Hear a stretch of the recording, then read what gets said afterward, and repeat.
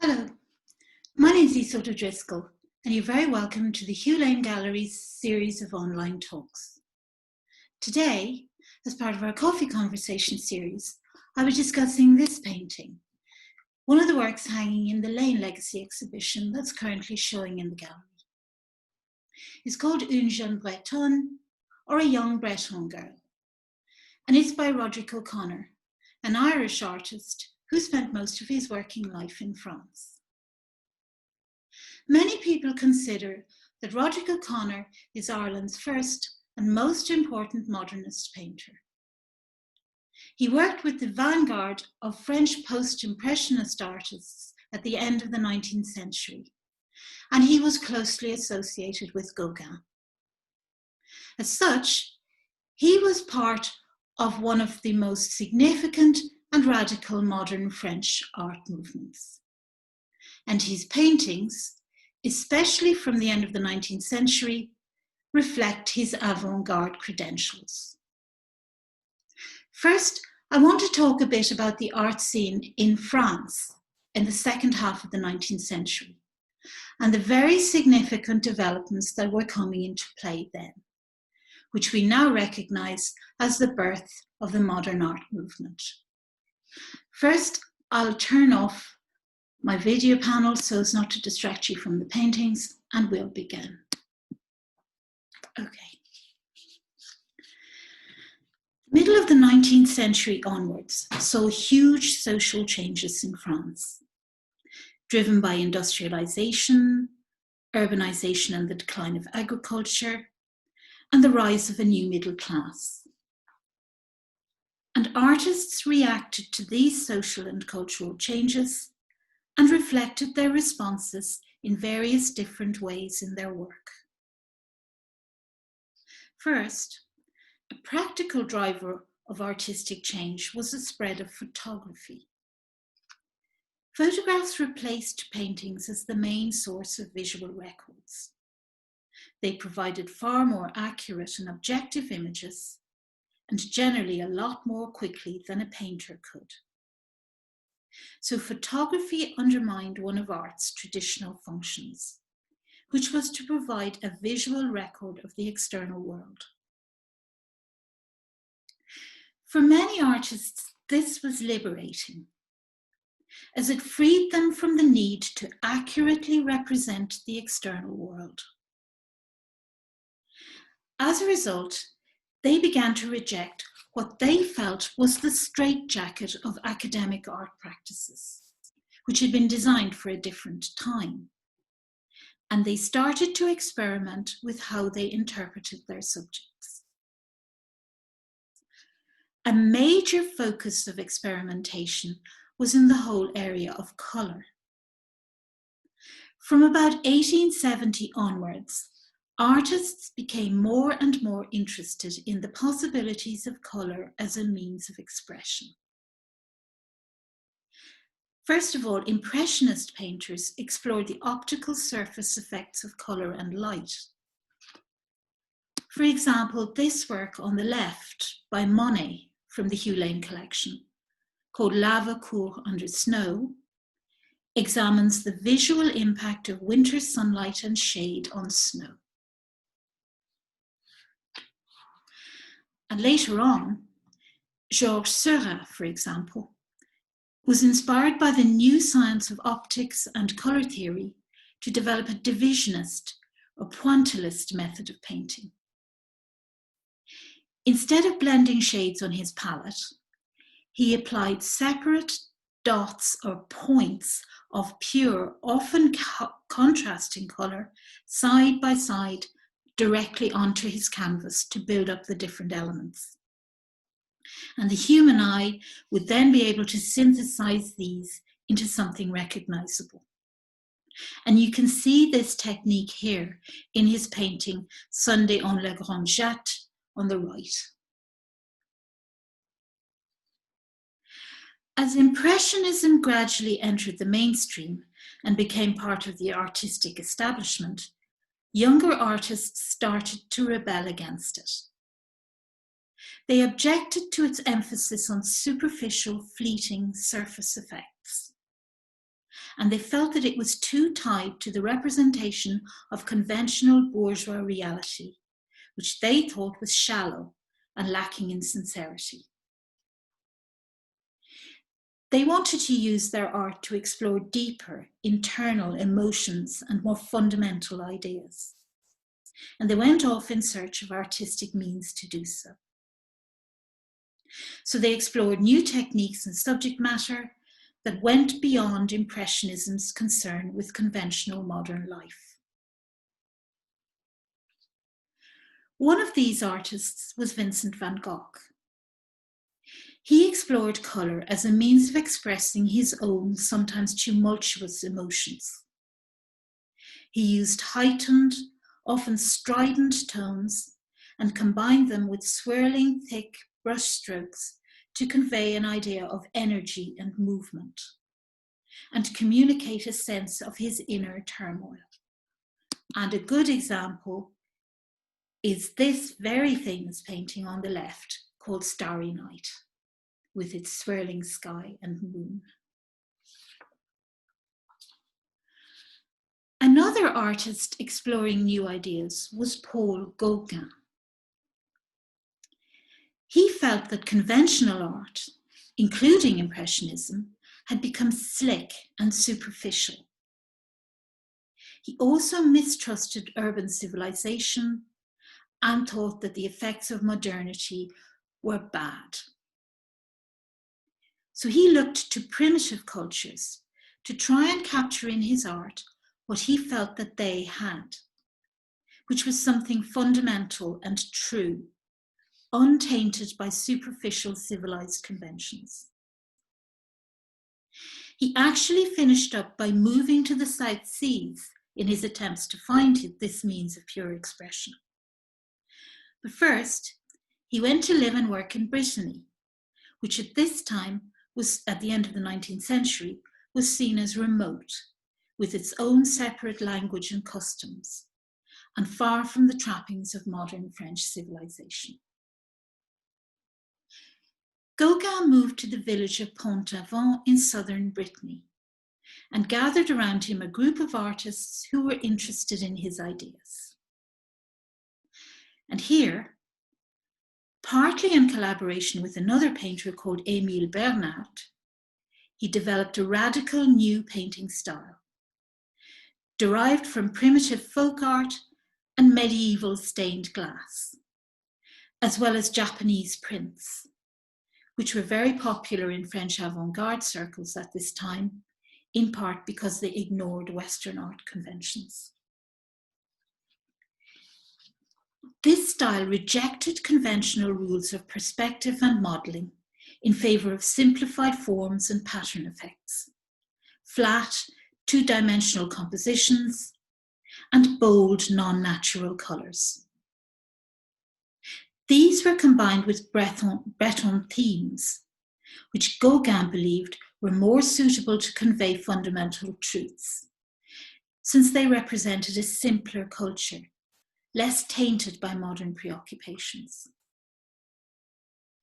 Gauguin's vision after the sermon, which you can see here on the right, illustrates these ideas, with its flat, bright red background, distortions of scale, and Breton peasant women with their distinctive white headdresses engaged in prayer. By the end of the 1880s, a group of artists had gathered in Pont-Aven around the dominant figure of Gauguin.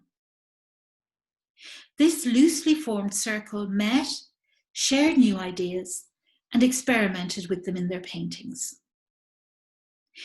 They became known as the Pont-Aven School. And Roderic O'Conor joined this circle when he went to live there in the 1890s, and he is the only Irishman to be associated with this avant-garde art movement. This brings us on to Roderic O'Conor himself and his work. Now here's a self-portrait of him on the left from around 1903 when he was in his 40s, along with a later one from when he was in his 60s. Roderic O'Conor is slightly unusual among Irish artists of the period, in that when he left Ireland as a young man, he more or less cut ties with the country. He moved to France when he was in his 20s to complete his artistic training, and he stayed there for the rest of his life, almost never returning home. As a result, apart from his paintings in the Hugh Lane collection, his work was almost unknown here for a long time, and only came to public attention after his death. He was born in County Roscommon in 1860. He came from a very old, noble family, descendants of the O'Conor Donn, who was one of the last High Kings of Connaught. His father was a lawyer and wealthy landowner, and the family moved to Dublin when Roderic was a child. He was sent to school in England, to Ampleforth, which was a sort of Catholic equivalent to Eton. He did very well academically at school and was expected to go on to university. However, instead, he came back to Ireland in 1879 to study art at the Metropolitan School in Dublin. Again, he did very well there and won prizes for both drawing and painting. O'Conor went to Belgium in 1883 to study at the École Royale des Beaux-Arts in Antwerp. He then came back to Ireland and attended the RHA, where he turned out works in plein-air naturalistic style, such as this landscape from 1885, called On the Shore Aberystwyth, which is also in the Hugh Lane collection. Finally, in 1886, he travelled to Paris to study with Carolus Duran, a well-known portrait painter. And then he moved out into the French countryside to paint. In taking these steps, O'Conor was following in the footsteps of many other Irish artists. For example, Walter Osborne studied at the École Royale in Antwerp, as did O'Conor, and then went to Brittany. Also, Frank O'Mara had studied in Paris and then moved to Grèce-sur-Loing. Most of these painters returned in due course to Ireland and made their homes and careers here. O'Conor, however, firmly turned his back on the Irish artistic world and instead seems to have been determined to associate himself with the most cutting-edge French artistic developments of the time. While he was in Paris, he frequented artists' studios and dealers in contemporary art. And he visited the many exhibitions that were being mounted to publicize new ideas. Here, he would have seen examples of new art styles, including the daring and colourful post-impressionist works of Van Gogh and Gauguin. He's likely to have visited the famous exhibition mounted by Gauguin and his circle at the Volpini Café in 1889, which introduced their brand of post-impressionist art to the public.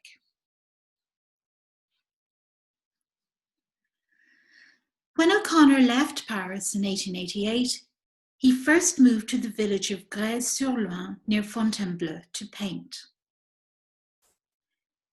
His work from this period is quite impressionistic in style. For example, this painting from 1889 called Landscape with Farm Buildings. Its bright, light-filled atmosphere and short, flickering brushstrokes suggest Monet's work. However, like many others, O'Conor soon tired of Impressionism. He began to experiment, looking for inspiration from the work of more avant-garde artists. And at the start of the 1890s, his style underwent a more radical change. probably under the influence of Van Gogh's work. Van Gogh had committed suicide in 1890. Now, O'Conor may have visited his studio while they were both living in Paris in the 1880s, and he certainly would have seen Van Gogh's paintings in various exhibitions in the late 1880s, as well as in his brother Theo's gallery.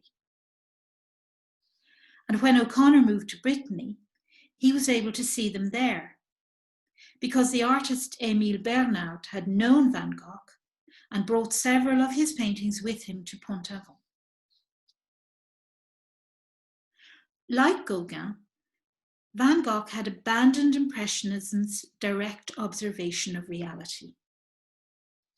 Instead, he adopted a highly expressive technique of bright, non-natural colours, simplified forms, and decorative, swirling, undulating lines to give a sense of movement and emotional force. Around this time, O'Conor began to develop a technique of painting in visible, distinct brushstrokes, probably in response to Van Gogh's work. For example, you can see here similarities between his yellow landscape of 1892 and Van Gogh's earlier wheat field with crows that you can see beside it on the right.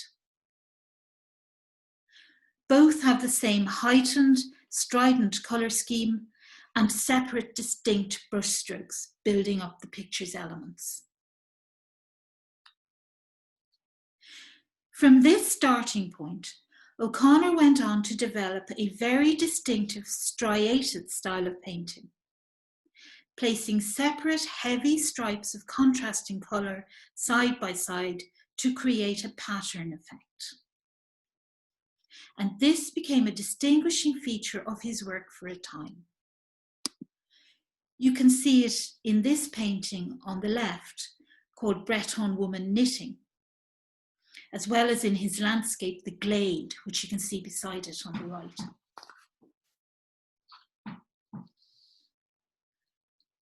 The effect of these stripes is to move the picture away from a faithful representation of the natural world. By using heightened non-natural colours, and as in, for example, the painting of The Glade on the right, by ignoring the traditional rules of perspective and depth in favour of a flatter, more decorative approach, he was able to produce more individual and striking, daring effects in his work.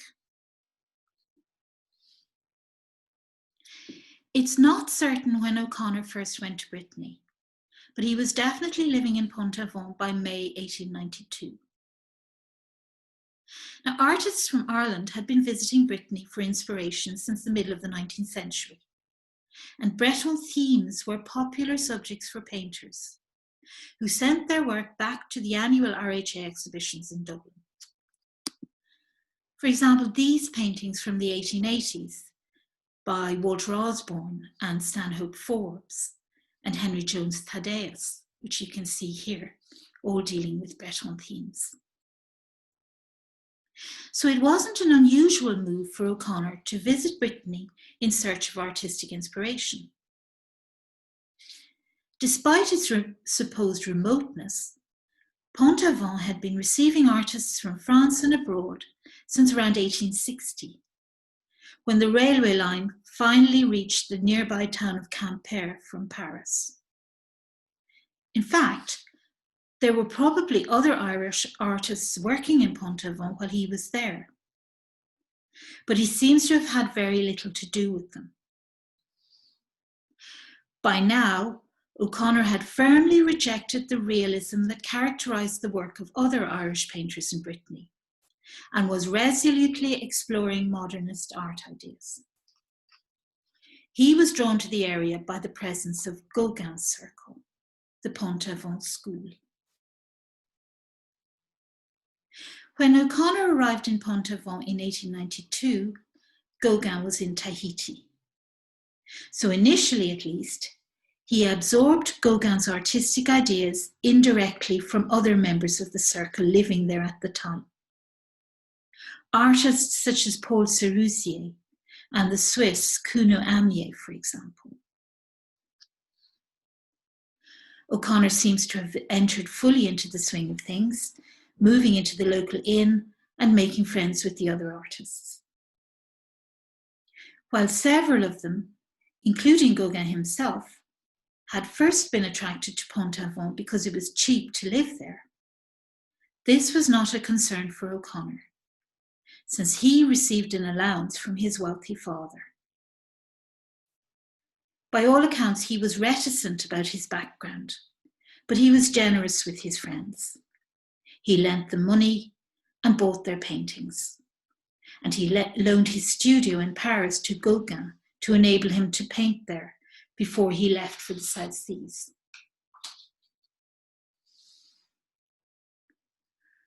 O'Conor experimented with printmaking when he was in Brittany and produced etchings like this one. This print suggests that he was more interested in the visual impact of the various linear effects than in depicting a moonlight scene. You can see that he's built up the different elements of the print using a series of visible scratched lines which cover the whole surface in an almost decorative pattern, a bit like the striated style that he used for his paintings.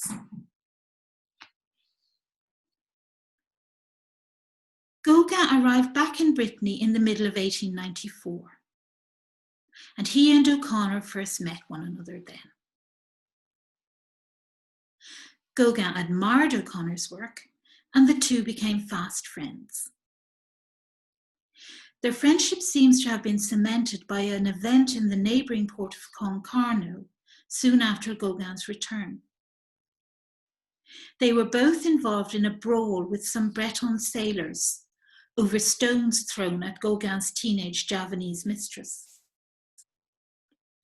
Gauguin was injured in this brawl, and as a result, he spent several months recuperating in Pont-Aven, providing advice to his fellow artists. O'Conor seems to have taken this advice on board, and his painting style evolved again. He gradually dropped his heavy alternating stripes of contrasting colours, and instead he used more sweeping brushstrokes and applied his paint in a lighter, more harmonious hand.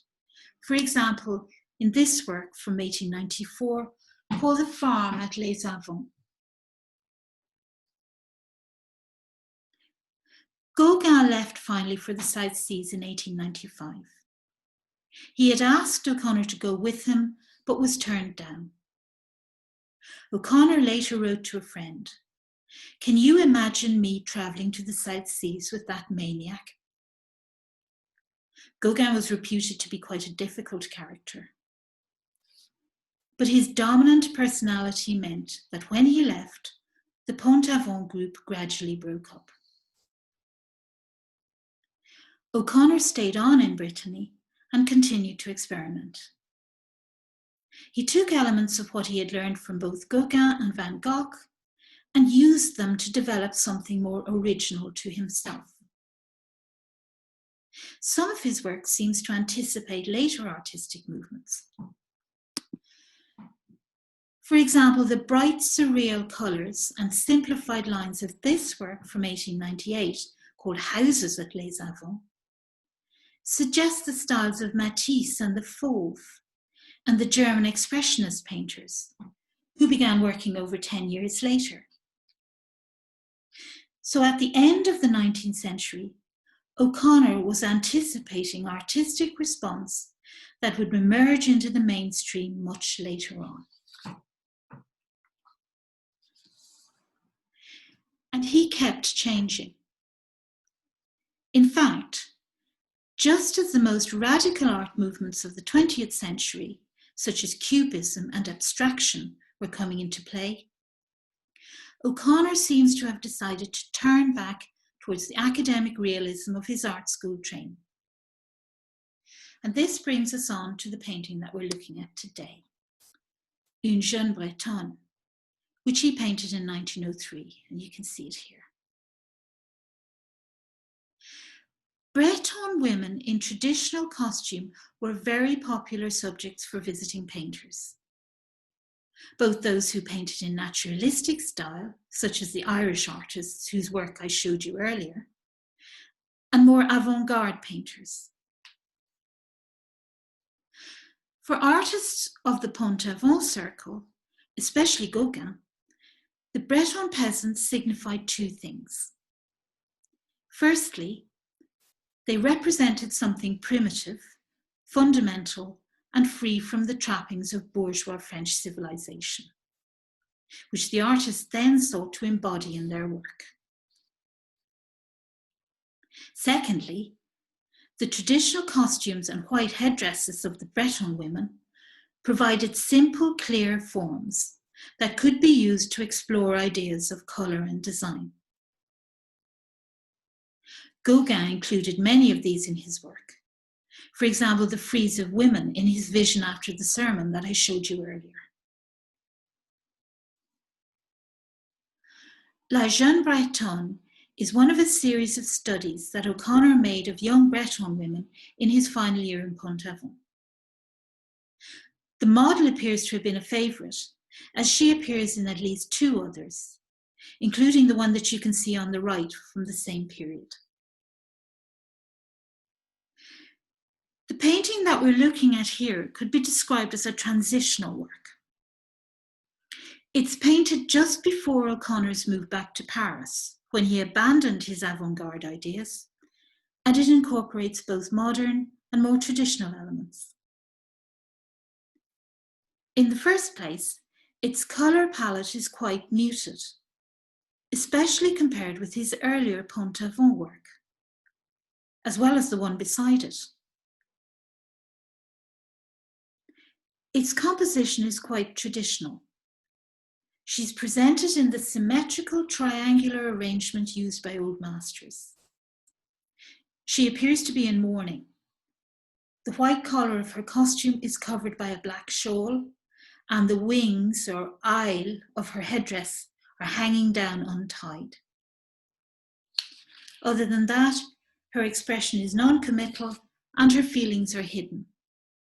She looks straight out at the viewer with her hands folded on her lap. She could be the embodiment of the innate dignity of the rural peasant.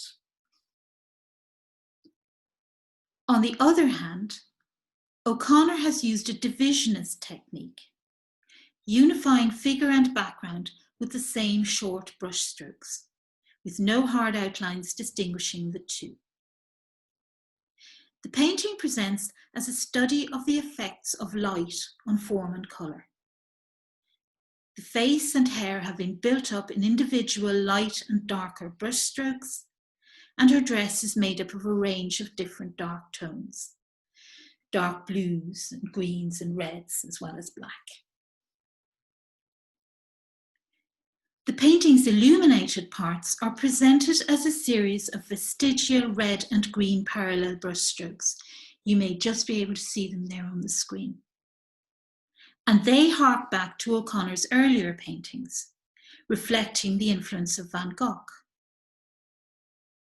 For example, you can see traces of red, yellow, and green brushstrokes in her hair and on the wings of her headdress, and these follow into the background behind her. He does the same thing with the figure and background in the figure on the right of the same, which is of the same girl. But here, the colours are much brighter and the brushstrokes more pronounced. The painting that we're looking at is like a toning down of the same technique, as though he's experimenting and adapting. To me, this painting seems to be something of a new departure for O'Conor, and a forerunner of the less progressive style that he would adopt when he returned to Paris the following year. The colours are earthy, and the overall mood is sombre. It's as though he had decided to curb his sense of colourful self-expression and let the subject speak for itself. This is an updated version of a traditional academic figure painting. O'Conor finally left Brittany for good in 1904 and moved to Paris, where he remained for most of the rest of his life. When he left Pont-Aven, he also turned his back on the highly expressive, colourful, post-impressionist style that he had developed there. By now, things had moved on in the art world anyway. Gauguin was dead, as were several of O'Conor's other friends in the Pont-Aven circle.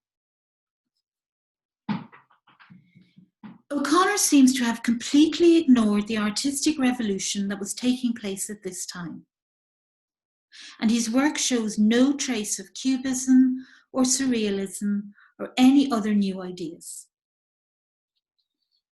For whatever reason, he appears to have decided to discount all new modern artistic movements and maintain a style completely free from their influence. He abandoned landscapes and began to produce interior figure paintings and still life works. He also looked back more and more to old masters, such as Velázquez. For example, this painting from around 1909, called Reclining Nude Before a Mirror, is inspired by Velázquez's Rockaby Venus, which you can see beside it. By virtue of his connection with Gauguin and the post-impressionist school, O'Conor had by now developed a reputation as an important modern artist. He was associated for a time with a circle of mostly Anglo-American writers and intellectuals who met at the Chat Blanc, or White Cat Cafe, in Montparnasse near his studio. He became friendly with the English critic Clive Bell and the artist Roger Fry, who bought his paintings. Also in the circle was the author William Somerset Maugham, who went on to write The Moon and Sixpence about Gauguin. Now, he and O'Conor were reputed to intensely dislike one another. O'Conor was quite reticent, and Maugham was relentless in his pursuit of information about Gauguin. O'Conor used to compare him to a bedbug. But Maugham got his own back when he caricatured O'Conor in one of his best-known novels of human bondage as a vain, cynical and talentless artist called Clutton. O'Conor's artistic status led Hugh Lane to approach him in 1904 for a painting from his London exhibition of works by Irish artists. O'Conor obliged and lent La Jeune Bretone. He then presented it to the collection for Lane's proposed Gallery of Modern Art in Dublin, and it hung there when the gallery opened in 1908. O'Conor had a reputation for being gruff and uncommunicative. He was very well off, as he had inherited the family estates when his father died in 1893. He sold them 10 years later, and then he more or less cut all ties with Ireland. He successfully invested the money he received for the sale of his estates and became very wealthy as a result. He visited the south of France in around 1912, and here he briefly returned to a version of the energetic, colourful landscapes of his Pont-Aven years, such as this one from 1913 called Landscape Cassis. You can see its bright, vibrant colours, simplified forms, and energetic brushstrokes, which hark back to his Pont-Aven paintings.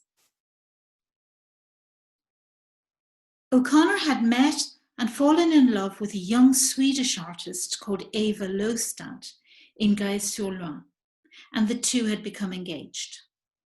However, he broke off the engagement when he discovered that she had been unfaithful. In 1933, when he was in his 70s and his health was failing, he finally married his long-term mistress and model, Renée Honta. They moved to Spain, but returned to France in 1935 before the outbreak of the Spanish Civil War. They moved to the French countryside, where O'Conor died in 1940 at the age of 80. After the early 1900s, O'Conor rarely exhibited his work. He disliked dealers, and he wasn't dependent on selling his paintings to make a living. He was known for being quite reticent about his work, and he held on to much of it. As a result, it gradually fell from notice, and by the time he died in 1940, he was relatively unknown, particularly in comparison with some of the other artists in the Pont-Aven circle. When his wife died in 1955, there was a sale of his studio contents. It attracted many buyers who were drawn to his collection of work by other artists. He owned paintings by Gauguin and other post-impressionists. O'Conor's own works were gathered into bundles and offered for sale in job lots. An English art dealer called Henry Rowland inspected these bundles of paintings, was extremely impressed, and bought over 100 of them there and then. His gallery mounted an exhibition of O'Conor's work in London in 1956, where they were hailed by the critics. This was followed by more exhibitions in the following years, and as a result, O'Conor was relaunched into the art world as an important member of the post-impressionist school of painters, and the only Irish artist to be recognised as such. It's for this reason that he's generally regarded as the first modernist painter that Ireland produced.